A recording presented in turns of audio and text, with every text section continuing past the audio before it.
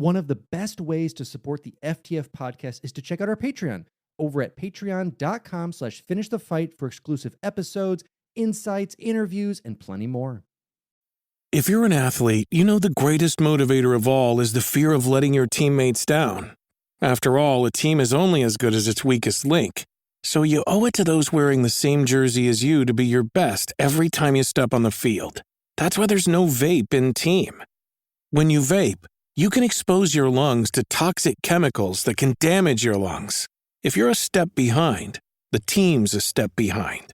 Brought to you by The Real Cost and the FDA.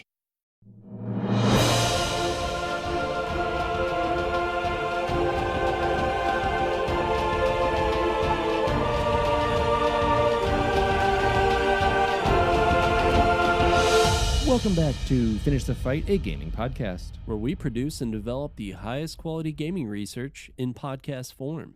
I am your host, Alex Kendall. And I am your host, Derek Baker. And today, we're bringing you one of the cult classics that I grew up with, that I truly enjoy, that is seeing a bunch of spiritual successors that are coming out, that wants this same kind of cel-shaded music, funky vibes that are coming with it. And today, we're going to be talking about Jet Set Radio. Yeah, man. And before we hit record, this is yet another one that you and I have talked about enough offline to where I felt like we had recorded the episode, had to double check, went through the files, haven't done it. This is a very unique game. I'm excited to talk about it. I love the art style for this, and it's had such an influence, like you said, on a long list of games. So let's hop into it. Absolutely. So Jet Set Radio, originally released in North America as Jet Grind Radio, is a 2000s action game developed by Smilebit and published by Sega for the Dreamcast. The player controls a member of a youth gang, the GGs, as they use inline skates to traverse Tokyo, spraying graffiti and evading authorities. Influence was drawn from late 1990s Japanese pop culture, such as the rhythm game Parappa the Rapper and the anti-establishment themes in the film Fight Club. The environments were based on Tokyo shopping districts in Shibuya and Shinjuku, with graffiti designed by artists including Eric Hayes. It was the first game to use a cel-shaded art style, developed in response to the team's disappointment towards Sega games mainly resembling anime or manga. Jet Set Radio received acclaim for its graphics, soundtrack, and gameplay. It won several awards and was nominated for many others. A Game Boy Advance version, developed by Vicarious Visions, was released in 2003, along with versions for Japanese mobile phones. In 2012, Jet Set Radio was digitally re-released for the Xbox 360, PlayStation 3, and iOS, followed by releases for Windows, PlayStation Vita, and Android. A sequel, Jet Set Radio Future, was released for the Xbox in 2002. So let's hop over a little bit and just talk about the studio. Of course, this was published by Sega originally for the Dreamcast, but there's a lot of history into the forming and the reforming of various development within Sega. When Shun Arai joined Sega, he desired to develop a few online projects as Sega diversified into business ventures such as home banking. Arai was in charge of the Sega Saturn development tools and technical support, and as such, Sega asked Arai to develop an online game when Smilebit was founded. That title was 100 Swords, which was developed for the Dreamcast. Smilebit had about 105 employees and 6 lines of development, with a third of the staff coming from Sega PC. Smilebit was known as the premier studio for sports games. It developed the successful sports simulator series Derby Suku Pro Yaku Team Osukuru. Non-sports titles were developed as well. Jet Set Radio was developed by former developers of Panzer Dragoon Saga, who hoped to develop something completely new and unlike the Panzer Dragoon series. A sequel was developed for Xbox called Jet Set Radio Future, or JSRF. The team got many commendations when they went overseas to events such as E3. However, they realized that this did not necessarily mean more sales. Panzer Dragoon itself was also revived with Panzer Dragoon Orta, which, unlike the previous game, Panzer Dragoon Saga, became a regular rail shooter once again. The team hoped that by the time Orta released, the Xbox market would have matured and been more successful. For the previous two Xbox titles, JSRF and Gun Valkyrie, however, sales in the US were unsatisfying. Toshihiro Nagoshi, who later led several team members of Smilebit, commented to the studio that while they did not have high sales, the technical capabilities were very high. Smilebit was also interested in arcade development. The Typing of the Dead was initially presented to AM1, and Ollie King was originally developed under the Smilebit banner before it was released under Amusement Vision.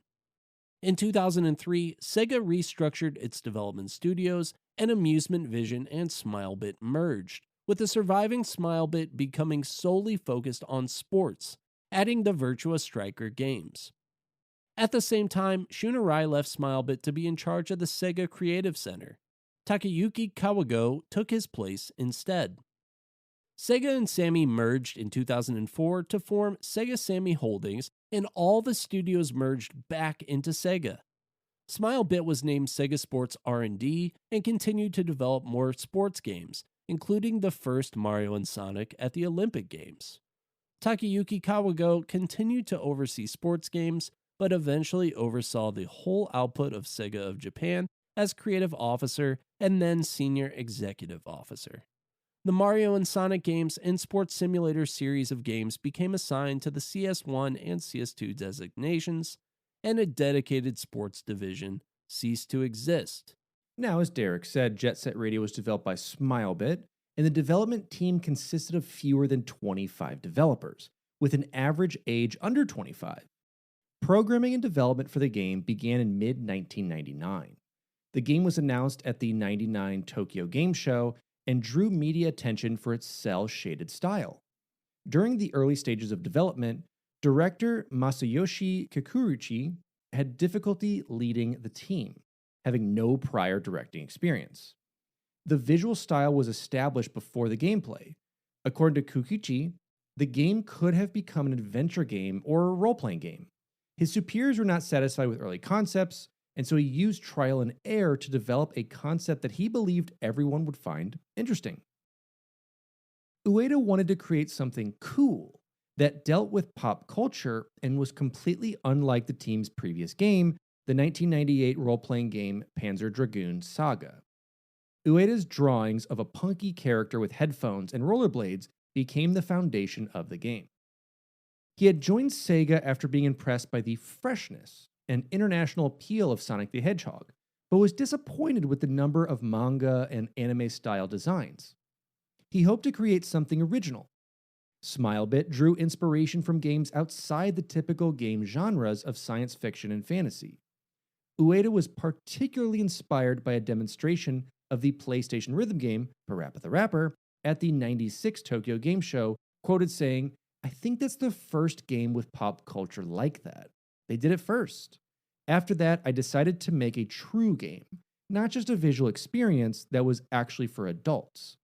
The anti-establishment themes of Fight Club were obviously, as we had said, another major influence on the game. Smilebit used thicker lines for objects they wanted to stand out.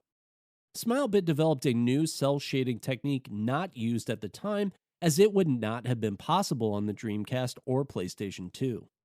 The game features graffiti by a variety of artists, including Eric Hayes, who had designed album art for acts including the Beastie Boys and Public Enemy.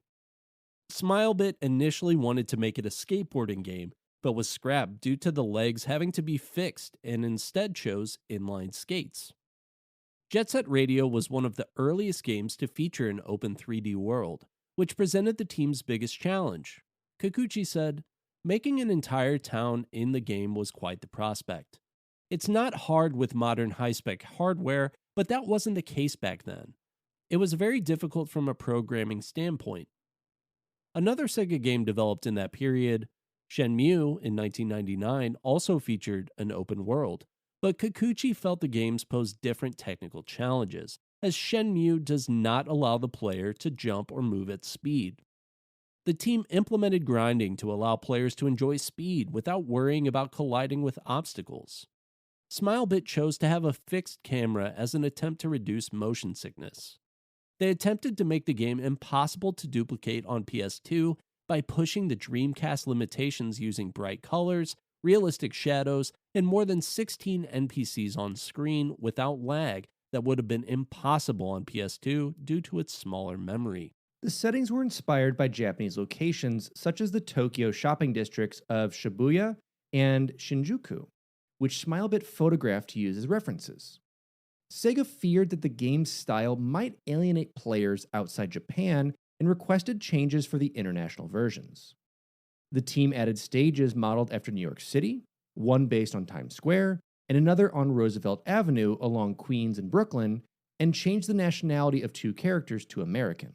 The interactive credit sequence of the Japanese version was also cut, as localizing it would have meant rebuilding the stage with English names. Sega sold the international version in Japan as De La Jet Set Radio. Ueda was unhappy about the changes, which he felt diminished the essential Japanese elements of the game. So let's talk about the gameplay. The player controls a member of a gang of graffiti tagging inline skaters. The game consists of 3 types of levels: Street, Rival Showdown, and Trial. The street levels come in 2 categories. The first is to tag every graffiti point in each area previously tagged by a rival gang before the timer runs out, while evading the authorities.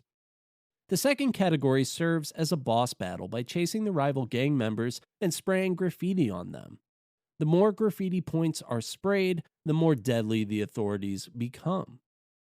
Graffiti points are marked by arrows and require paint to tag them. Players can spray graffiti by either pressing a single button or inputting commands using the analog stick, depending on the size of the graffiti spot. If players run out of paint, they must refill their supply by obtaining yellow and blue spray cans scattered across the stage. Yellow spray cans refill a single spray can and blue spray cans refill 5. Enemies will pursue players and attempt to deplete their health. Health can be replenished by obtaining red and green spray cans.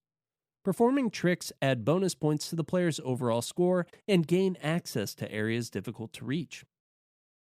In Rival Showdown levels, more playable characters can be unlocked after they are defeated by matching the rival's movements in technique sections or by spraying graffiti before the rival in race sections. Trial levels are unlocked after Street and Rival Showdown levels are cleared in a specific area. There are 3 kinds of trials: Jet Graffiti, Jet Tech, and Jet Crash. In Jet Graffiti, the objective is to spray all the graffiti points within the time limit. Jet Tech prioritizes obtaining the top score within the time limit.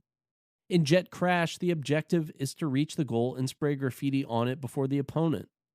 Players can customize their graffiti by choosing presets or create their own using the graffiti editor. By using a VMU, players can upload their graffiti to the official website for other players to use or download graffiti from other players. More graffiti presets can be unlocked by collecting graffiti soul icons scattered throughout stages. Now, surprisingly, a game like this does have a bit of story to go along with like the kind of overall fun gameplay and talk about the different gangs of the area. So the story starts with DJ Professor K broadcasting the Jet Set Radio pirate radio station to gangs of youths who roam Tokyo-to, skating and spraying graffiti. One gang, the GGs, competes for turf with the all-female Love Shockers in the shopping district of Shibuya-cho, the cyborg Noise Tanks in the Benton Entertainment District, and the kaiju-loving Poison Jam in the Kogane Dockyard. The authorities, led by Captain Onishima, pursue the gang with riot police and military armaments. After the GGs defeat Poison Jam, Noise Tanks, and Love Shockers in turf wars, they each drop a piece of a mysterious vinyl record. Professor K says that the mysterious vinyl has the power to summon a demon. The GGs are joined by Combo and Cube, who explain that their hometown, Grind City, has been overtaken by the Rokaku business conglomerate. They ask the GGs to help them to free their friend, Coin, who has been captured by the Kokaku. The Kokaku pursue the GGs and steal the vinyl record. Poison Jam explains that the CEO, Goji Rokaku, plans to use the record to make a contract with the demon and take over the world. The GGs defeat Goji in the rooftop of his headquarters by destroying his turntable. Freedom is returned to the streets of Tokyoto. Combo reveals that the Devil's Contract was an old record with no demonic powers, and that wealth had driven Goji to insanity. And all is well back in Tokyoto. So speaking of records, let's talk about the music and sound. The Jet Set Radio original soundtrack was primarily written by Hideki Naganuma, with additional tracks by B.B. Wrights, Castle Logical, David Soul, F. Fields, Guitar Vader, Idle Taxi, Reps, Richard Jacques, and Turano. While developing the game, director Masayoshi Kikuchi wanted music that would sound energetic and rhythm-heavy while sounding both defiant and multicultural. A mixture of original and licensed tracks were used for the soundtrack, ranging from J-pop, hip-hop, funk, and electronic dance to rock, acid jazz, and trip-hop. Naganuma's main goal in composing was to match the visual style and the overall atmosphere that the game created. To do this, he experimented with voices, cutting and rearranging samples to the point that they sometimes became nonsensical. Smilebit worked with Sega of America and Sega of Europe to include as many street culture elements as possible, in hopes of creating music that was acceptable to international audiences.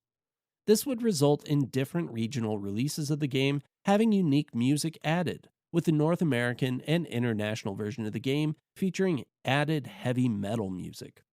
The Jet Set Radio original soundtrack was distributed by Polydor Records on December 20th, 2000 in Japan, with 15 tracks for a total of 33 minutes, 25 seconds. For the HD release of Jet Set Radio, a new soundtrack was distributed by Something Else on September 18th, 2012 for North America and Europe. It contained additional tracks from the sequel, Jet Set Radio Future. Several tracks were omitted in this version of the soundtrack due to licensing reasons.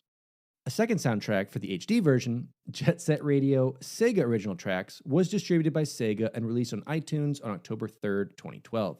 It contained revisited versions of the original 15 tracks.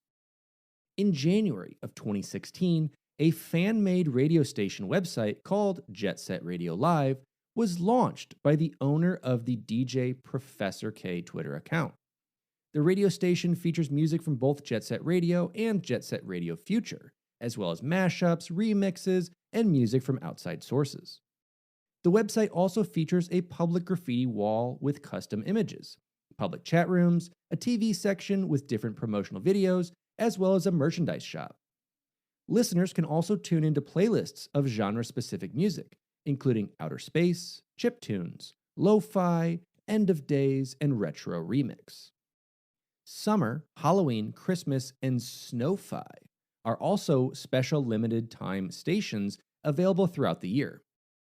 Since its initial launch, the Jet Set Radio Live website has been shut down several times, although it is unknown whether it is for maintenance or copyright issues.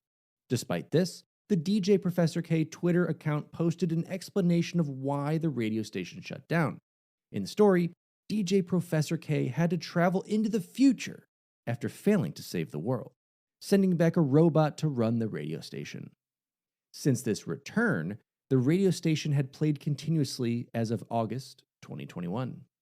And although not officially affiliated with the game, Naganuma does follow the radio station's official Twitter account.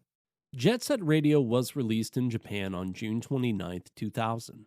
In North America, it was released on October 31st as Jet Grind Radio due to trademark problems for Jet Set in the United States at the time.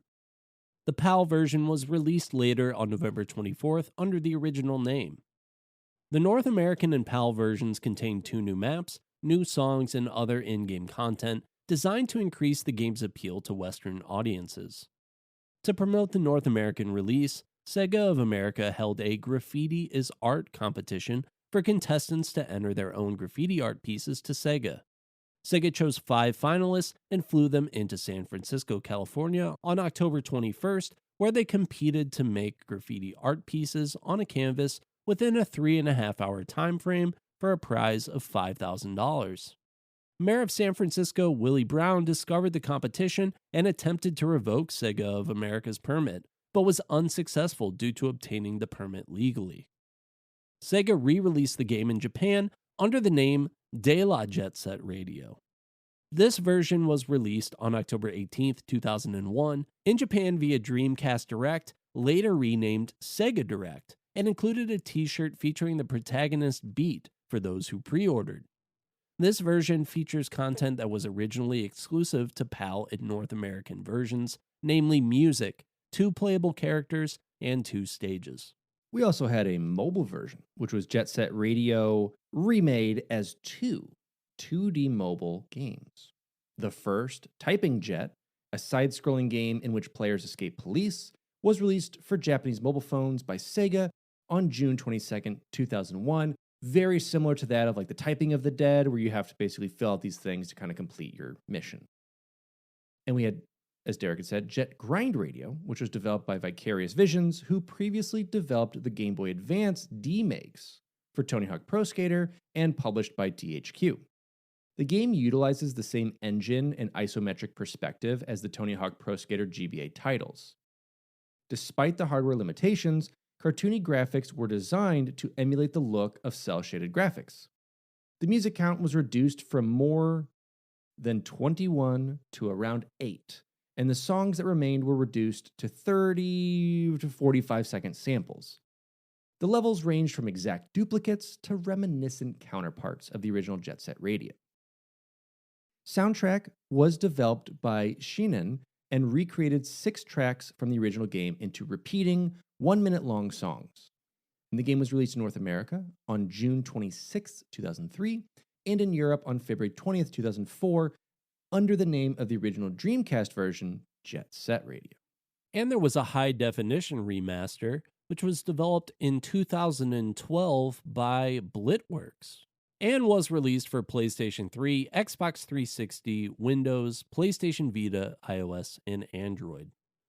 These ports add features including widescreen HD graphics, online leaderboards, achievements, and a new camera system. It combines the North American, European, and Japanese soundtracks and adds bonus tracks from Jet Set Radio Future, but omits the PAL tracks, Yappy Feet, and many styles. To promote the ports, Sega ran a contest to allow players to submit their own artwork to be used as graffiti within the game. On May 3, 2016, the game was made backwards compatible with the Xbox One. In North America, the PS3 version was released on September 18th, with PlayStation Plus members able to purchase it early on September 11th. The PS3 version was released in Europe the following day alongside the Xbox Live Arcade and Windows version for both North America and Europe. The PlayStation Vita version was scheduled for release on October 16th, but was delayed for development optimization reasons. It was eventually released on November 20th in North America and in Europe the following day. The PS3, Xbox 360, and PlayStation Vita versions were released in Japan simultaneously on February 20th, 2013. The iOS and Android versions were released in North America and Europe on November 29th, 2012. Japan received the iOS and Android versions on December 20th, 2012, and January 30th, 2013, respectively. The smartphone versions were delisted as of 2015 due to compatibility problems with the updating OS systems for iOS. Jet Set Radio received acclaim for its gameplay, visual style, and music. Gamers Republic called it flawless. IGN praised the extra gameplay modes, saying they added replay value. Official Dreamcast magazine, or as we all knew it, ODCM, found the exaggerated physics and interactivity of the levels immersive. DC UK described the gameplay as a combination of Crazy Taxi and Tony Hawk, and concluded that the gameplay was better than both. GameSpot praised the pacing, stating that the beginning of the game is simple and slowly becomes more challenging as the player progresses. GameFan was not impressed with the early stages, but their opinion changed as they progressed the game and were happy with the end result. Next Generation found the story modifications of the English version jarring, although he complimented the new stages, calling them impressive and a worthy addition to Japanese cityscapes of the original. The camera controls were commonly criticized, but most reviewers felt the overall quality outweighed them. In regards to the visual style, IGN said it looks like a moving cartoon, and every character, right down to the police dogs, is practically overflowing with personality. It has the type of look that makes non-gamers unable to be nothing but impressed. ODCM, as we all knew it, called it gorgeous and compared it to the move to color television. DC UK also praised it for resembling 2D cartoon and 3D at the same time and considered it groundbreaking. GamePro wrote that the visuals were one of a kind and that the stylized design was convincing and fun to look at. When reviewing the music, GamePro called Jet Set Radio one of the best sounding games of the year, and ODCM said it had one of the best soundtracks ever. IGN also praised the soundtrack, but was critical of the tracks added to the North American release, in particular songs from Rob Zombie. Next Generation, however, didn't consider the new tracks to make a difference, stating the soundtrack was incredible from the start. GameSpot felt the soundtrack fit perfectly into the game's environment. When reviewing the HD remaster, the game received mixed reactions from critics. Games Radar Plus praised how it is a joy to play even after 12 years since its release. Eurogamer also gave positive statements, calling the visual style timeless, and complimented the HD remaster, stating, 12 years on, and this is a surprisingly rigorous game built of oddball delights, then, and the HD updating has only enhanced its charms. The skating's still great, the city's still a joy to explore, and the soundtrack's still one of the very best ever put together. Game Informer was more critical, opining that the gameplay was archaic and frustrating. Game Informer further elaborated that in retrospect, the original release visual style blinded them from its faulty gameplay. Both Touch Arcade and Pocket Gamer criticized smartphone versions for the touchscreen controls and inability to keep up with the tasks the game requires. Across all versions of the game, including the original and re-releases, sales of Jet Set Radio surpassed 1 million copies worldwide. Jet Set Radio is recognized as one of the first games to feature cel-shaded graphics, with exaggerated shapes, thick lines, and flat, bright colors. In 2009, an early antagonist in the game, Captain Onishima, was ranked 95th in IGN's top 100 video game villains list. Insomniac owner Ted Price credited Jet Set Radio as an influence on their game Sunset Overdrive. Numerous indie developers have cited Jet Set Radio as a major influence on their games as well, the most notable being the successfully crowdfunded Hover, Revolt of Gamers, Lethal League, and the upcoming Bomb Rush Cyberpunk, all of which draw heavy inspiration from Jet Set Radio's visuals and music and feature contributions from Jet Set Radio composer Hideki Naganuma. The game has also had a speedrun at Games Done Quick multiple times. Other notable fan community-based Jet Set Radio projects have been Jet Set Radio Live, a 24/7 browser-based radio station based on the fictional radio station In-Game created in January 2016, and the album Memories of Tokyoto by American musician Too Mellow, released February 20th, 2018. As we have said, a sequel, Jet Set Radio Future, was released for the Xbox in 2002, early in the system's life cycle. Two main characters, Beat and Gum, appear as playable characters in the games Sega Superstars Tennis and Sonic and All-Stars Racing Transformed. And the former also made an appearance in Archie Comics' Sonic Universe issue 45, an adaptation of the game along with Sonic and Sega All-Star Racing. Jet Set Radio, as we all keep asking, has been requested to be added to the Xbox One, the Xbox Series XS, and of course, the system that needs it the most, the Nintendo Switch.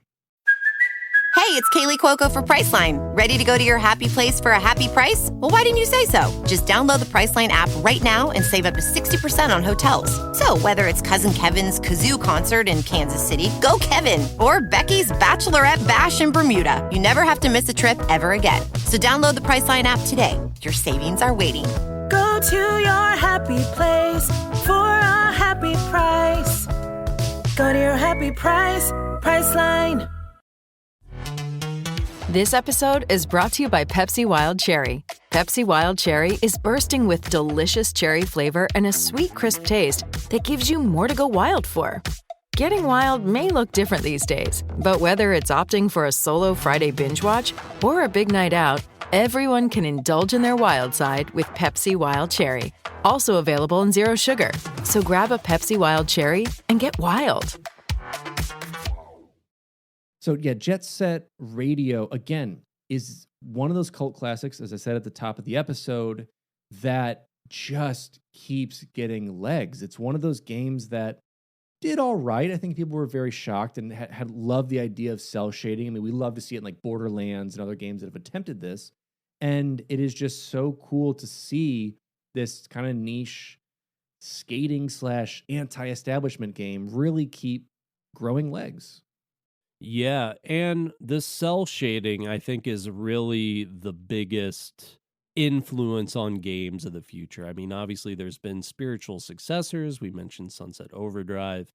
But, that cell shading style is still something that really pops and really, I think, back then, gave a very unique visual style and now sort of gives that unique visual style, but also sort of can mask, like, maybe making up for lesser graphics and things like that.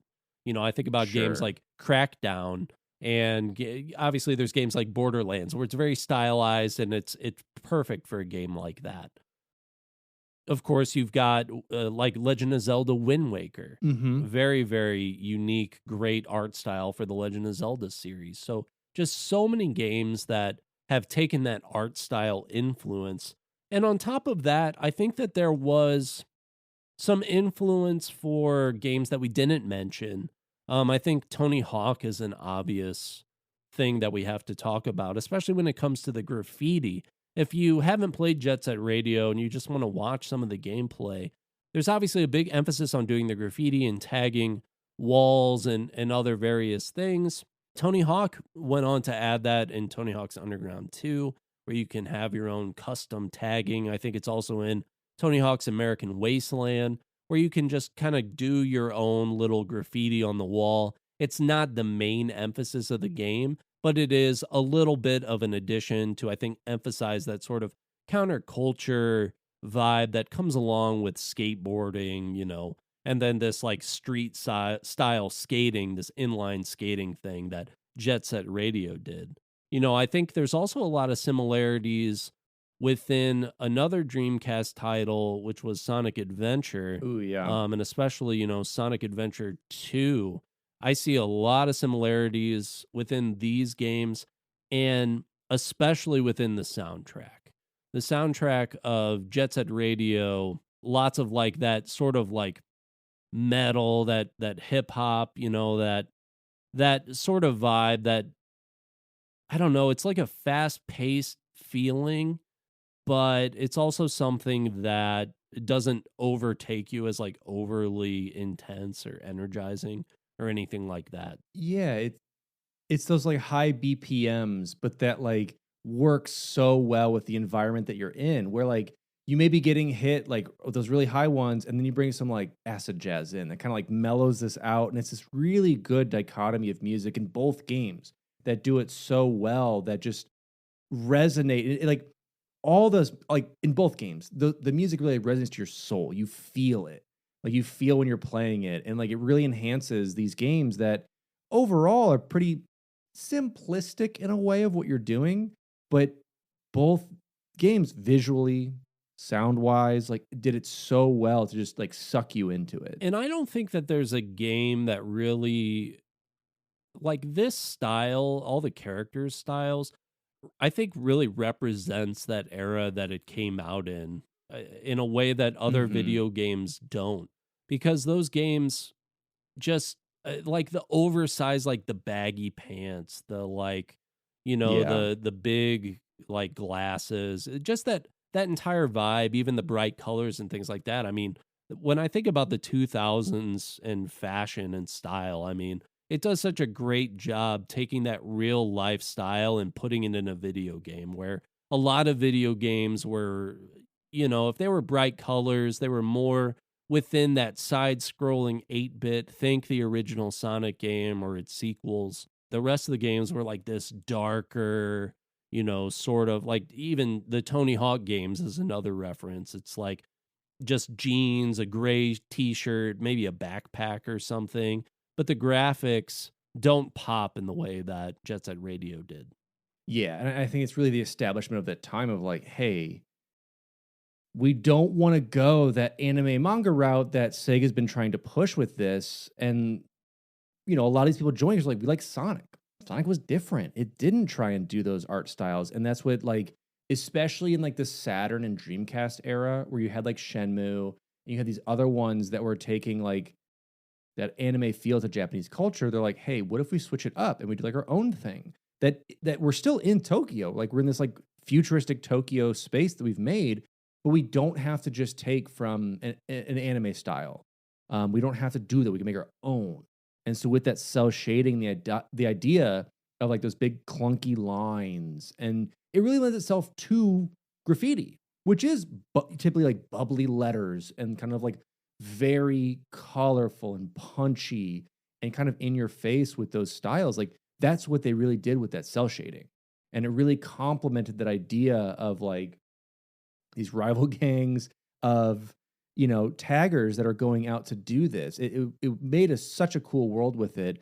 And then gameplay wise, just to jump over to that real quick, it felt as polished, if not more, than Tony Hawk in some of those areas when it came to like hitting a grind into multiple tricks, into jumping from like a rooftop to another area.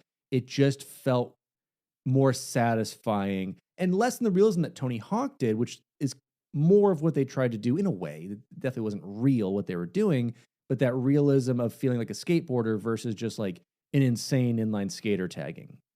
Right.